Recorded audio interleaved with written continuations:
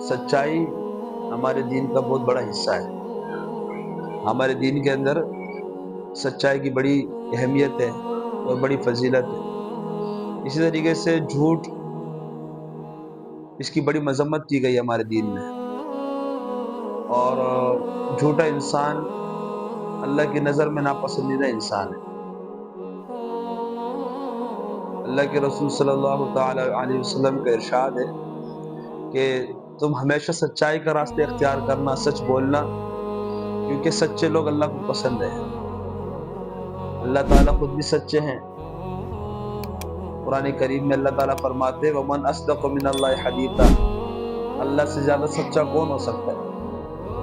وَمَنْ أَصْدَقُ مِنَ اللَّهِ قِيلًا، ہے نا قرآن کی آیت کہ اللہ سے زیادہ سچی بات کس کی ہو سکتی ہے؟ تو سب سے زیادہ سچے کون ہیں؟ اللہ ہے۔ اللہ سچائی کو پسند کرتے ہیں، سچے بندوں کو اللہ پسند کرتے ہیں، اللہ ان سے محبت کرتے ہیں۔ حدیث کے اندر آتا ہے کہ ان الصدق یہدی الی البر فان البر یہدی الی الجنہ، کہ سچائی انسان کو نیکی کے راستے پر لگا دیتی ہے اور نیکی انسان کو جنت میں لے کے جائے گی۔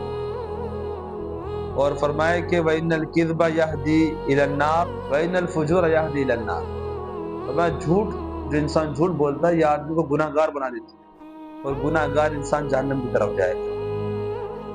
تو ہمیں ہمیشہ کیا کرنا ہے بھائی؟ سچ بولنا ہے۔ وقتی فائدہ، وقتی تسلی تو ہو جاتی ہے جھوٹ سے، لیکن اس کا انجام بڑا نقصان دہ ہوتا ہے۔ جھوٹا آدمی ہمیشہ پریشان رہتا ہے اور جھوٹ چھپتا بھی نہیں۔ وہ کہتے ہیں نا جھوٹ کے پاؤں نہیں ہوتے، جھوٹ پکڑا جاتا ہے، اور ایک جھوٹ کے لیے آدمی 100 جھوٹ بول لیتا ہے، اور ہر جھوٹ پر وہ اللہ کی لعنت کا مستحق بن جاتا ہے۔ سمجھ گئے نا؟ اب ایک جھوٹ کی وجہ سے ساری زندگی اس کو جھوٹ یاد رکھنا پڑے گا۔ سچا آدمی ہوگا، وقتی طور پر نقصان ہو بھی گیا سچ بولنے سے، لیکن اس کا انجام بڑا اچھا ہے، اس کا انجام بڑا فائدہ مند، اس کا جو نتیجہ ہے وہ انسان کے لیے بڑا مفید ہوتا ہے۔ حضرت کعب بن مالک رضی اللہ تعالیٰ عنہ اللہ کے پیارے صحابی، اللہ کے رسول کے پیارے صحابی تھے، اور غزوہ تبوک کے اندر یہ اس میں شامل نہ ہوئے۔ غزوے کے اندر تو جب اللہ کے رسول صلی اللہ تعالی علیہ وسلم واپس تشریف لائے تو بہت سارے لوگ آئے جو اس غزوے میں شریک نہیں ہوئے تھے۔ اکثر منافقین تھے، کچھ مسلمان بھی سستی کی وجہ سے پیچھے رہ گئے تھے، یہ بھی انہی میں سے۔ خود فرماتے ہیں کہ لوگوں نے طرح طرح کے عذر پیش کی، منافقین نے جھوٹے عذر پیش کی۔ فرماتے ہیں میں نے سوچا کہ اللہ کے رسول سے جھوٹ نہیں کہنا، جو کہوں گا سچ کہوں گا، چاہے مجھے اس کا نقصان اٹھانا پڑے۔ تو فرماتے ہیں لوگوں نے جھوٹے عذر پیش کیے، لیکن میں نے جا کر سچ کہہ دیا، یا رسول اللہ میں سستی کی وجہ سے، کوئی میرا عذر نہیں ہے، بس سستی کی وجہ سے میں شامل نہ ہو سکتا کہ کل جاؤں گا، پرسوں جاؤں گا، اس طرح میں پیچھے رہ گیا۔ اب انہوں نے سچ کہا۔ اللہ کے رسول صلی اللہ تعالی علیہ وسلم نے فرمایا کہ کعب سے اب کوئی بات چیت نہ کرے جب تک اللہ کی طرف سے کوئی حکم نہ آ جائے۔ اللہ کے رسول نے ناراضگی اظہار فرمایا۔ 50 دن اس طرح گزرے۔ کتنے دن؟ 50 دن۔ آپ اندازہ کریں اللہ کے رسول ان کی طرف دیکھتے نہیں تھے، ان سے بات نہیں کرتے تھے، وہ سلام کرتے اللہ کے رسول جواب نہیں دیتے، اللہ کی طرف سے حکم تھا۔ یہ تکلیف میں کیسے گزرے ہوں گے؟ لیکن انجام کیا بنا اس کا؟ کیونکہ سچ کہا تھا نا۔ ان کی توبہ کی قبولیت میں اور اللہ تعالیٰ نے ان کو معاف کیا، اس کے سلسلے میں اللہ تعالیٰ نے قرآن نازل فرمایا۔ فرمایا وَعَلَى الثَّلَاثَةِ الَّذِينَ خُلِّفُوا حَتَّى إِذَا ضَاقَتْ عَلَيْهِمُ الْأَرْضُ بِمَا رَحُبَتْ وَضَاقَتْ عَلَيْهِمْ أَنفُسُهُمْ وَظَنُّوا أَن لَّا مَلْجَأَ مِنَ اللَّهِ إِلَّا إِلَيْهِ ثُمَّ تَابَ عَلَيْهِمْ لِيَتُوبُوا۔ مفہوم؟ اللہ فرماتے ہیں ہم نے انہیں معاف کر دیا۔ اب اس کی وجہ سے، سچ بولنے کی وجہ سے کعب کی عزت اور آپ کا مقام اللہ کے رسول کی نظروں میں اور بڑھ گیا۔ اب دیکھیں نا، اس وقت بظاہر نقصان اٹھایا انہوں نے سچ بول کر، لیکن انجام کتنا اچھا ہوا۔ تو تو جو آدمی سچ بولے گا، جو بچہ سچ بولے گا، ہمیشہ فائدے میں رہے گا۔ جھوٹ آدمی تبھی بولتا ہے کہ ہم نقصان سے بچ جائے، لیکن وہ نقصان سے بچتا نہیں ہے، وہ بہت بڑا نقصان کر رہا ہے اپنا آخرت سے۔ جو جھوٹ بولتا ہے نا، وہ اپنا آخرت کا بہت بڑا نقصان کر رہا ہے۔ اللہ کے رسول صلی اللہ تعالی علیہ وسلم نے فرمایا کہ سچائی آدمی کو ہمیشہ مطمئن رکھتی ہے، نجات میں رکھتی ہے، اور جھوٹ آدمی کو ہمیشہ ہلاکت اور بربادی میں رکھتا ہے۔ جھوٹ آدمی کبھی مطمئن نہیں ہوگا اندر سے، اور میں عرض کر رہا ہوں جھوٹ پکڑا جاتا ہے، یہ تو دنیاوی نقصان ذلت اٹھاتا ہے آدمی، لیکن سچا انسان ہمیشہ مطمئن رہتا ہے، ہمیشہ اندر سے۔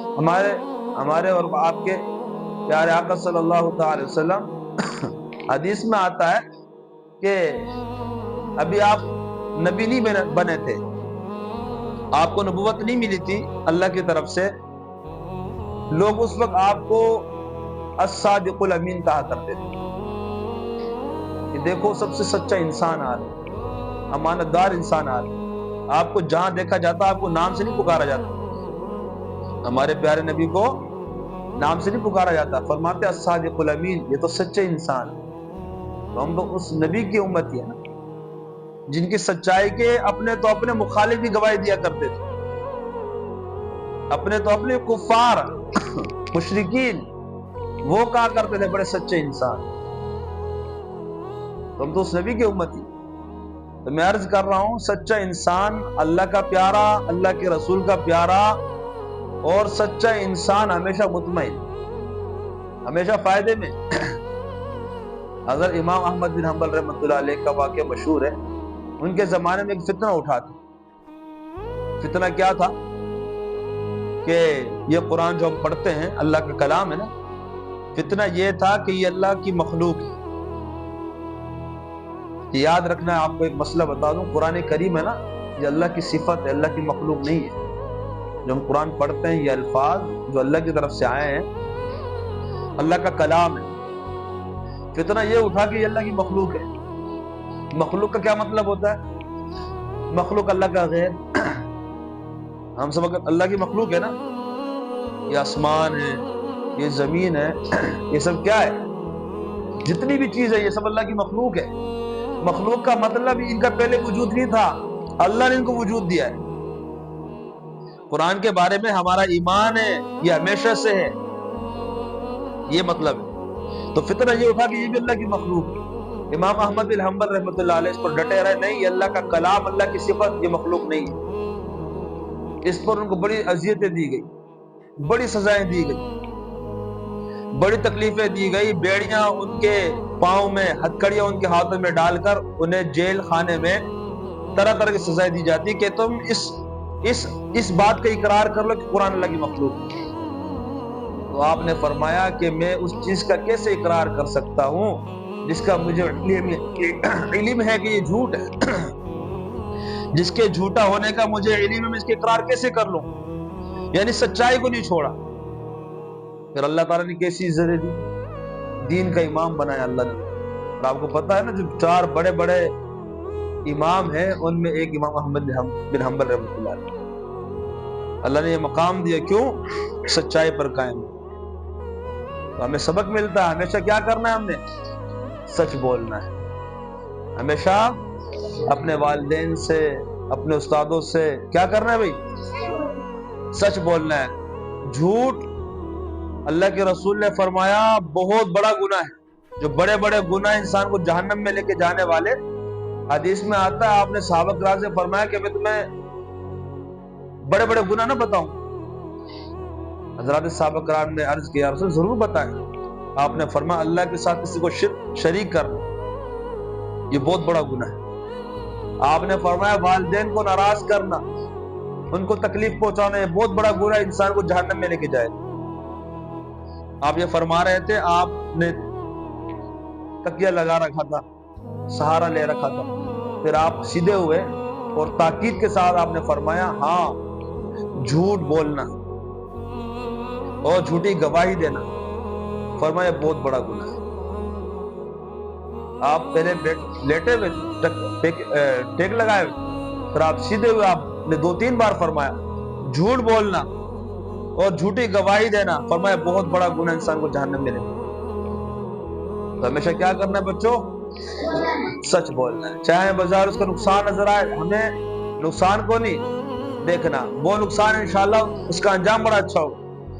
سچا بچہ ہوگا نا، سچا، اس پر لوگوں کا اعتماد ہوگا۔ علی رضی اللہ تعالیٰ کا یہ فرمان میں نے پڑھا کہ جو جھوٹا انسان ہوتا ہے نا، لوگ اس سے اعتبار اس سے لوگوں کو اٹھ جاتا ہے، پھر وہ سچ بھی بولتا ہے، لوگ اس کا یقین نہیں کرتے۔ ایسے ہوتا ہے ایک بچہ جھوٹ بول رہا ہے اور ہمیں پتہ چلا اس کا جھوٹ ظاہر ہو گیا، وہ کل کو سچ بھی بول رہا ہوتا ہے، ہمیں یقین نہیں ہوتا۔ آپ کے ساتھ بھی اسی ہوگا، یار یہ جھوٹ بولتا ہے۔ تو ایک جھوٹ آدمی کو بے اعتماد بنا دیتی ہے، ایک جھوٹ انسان کو کیا کر دیتی ہے؟ بے اعتبار، پھر اس سے اعتبار لوگوں کو اٹھ جاتا ہے۔ تو ہمیشہ کیا کرنا ہے بھائی؟ آج کا سبق یہ ہے، ہمیں سچائی کو اختیار کرنا ہے، سچا بننا ہے، اللہ کا پیارا بننا ہے۔ سچوں سے اللہ کو محبت، جھوٹوں سے اللہ کو نفرت۔ سچے لوگ اللہ کو پسند، جھوٹے لوگ اللہ کے ناپسندیدہ لوگ۔ تو سچائی کے راستے کو اختیار کریں گے، انشاءاللہ ہمیشہ مطمئن رہیں گے، ہمیشہ فائدے میں رہیں گے، دنیا بھی اچھی، انشاءاللہ آخرت بھی اچھی۔ قول کے سچے ہوں ہم، کردار کے سچے ہوں، عمل کے سچے ہوں، ہمارے ظاہر سے، ہماری زبان سے، ہمارے عمل سے لوگوں سبق حاصل کرنے والے ہوں، یار یہ بچہ بہت سچا انسان۔ اور ایسا ہوتا ہے، بعض بچے ایسے ہوتے ہیں ماں باپ کو بڑا اعتبار ہوتا ہے۔ میرے پاس ایک بچہ پڑھتا تھا، اس کی کبھی شکایت آ جاتی، باپ نے کہا کہ حافظ صاحب جو بھی ہو جائے میرا بچہ کبھی جھوٹ نہیں بول سکتا۔ تو ہم بھی اپنے ماں باپ کا ایسا اعتماد حاصل کر لیں، ہاں ہم بھی ایسا اعتماد حاصل کر لیں کہ ماں باپ ہم پہ کہیں ہاں ہمارا بچہ غلطی تو کر سکتا ہے لیکن جھوٹ نہیں بول سکتا، تو کرے گا نا انشاءاللہ ایسا اعتماد لوگ حاصل کریں گے، ہمیشہ سچائی کا راستہ اختیار کریں گے۔